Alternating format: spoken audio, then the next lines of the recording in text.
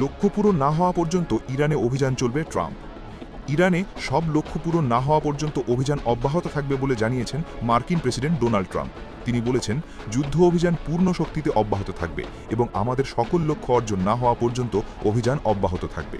আজ সোমবার প্রকাশিত এক ভিডিওতে একথা জানিয়েছেন ট্রাম্প। ব্রিটিশ সংবাদ মাধ্যম বিবিসির এক প্রতিবেদনে এ তথ্য জানানো হয়েছে।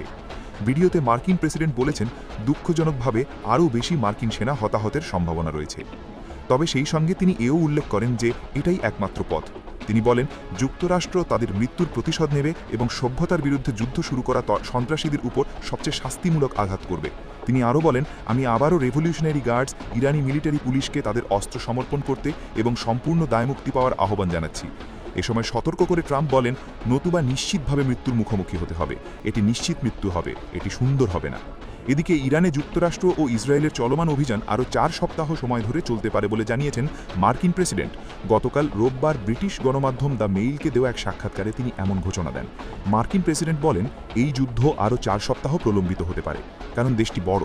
তবে তারা যতই শক্তিশালী হোক না কেন, 4 সপ্তাহের বেশি সময় লাগবে না। এ সময় চলমান অভিযানে সৌদি আরবও যুক্ত হয়েছে বলে দাবি করেছেন ট্রাম্প। তবে রিয়াদ এখনও আনুষ্ঠানিকভাবে এই বিষয়ে কিছু বলেনি।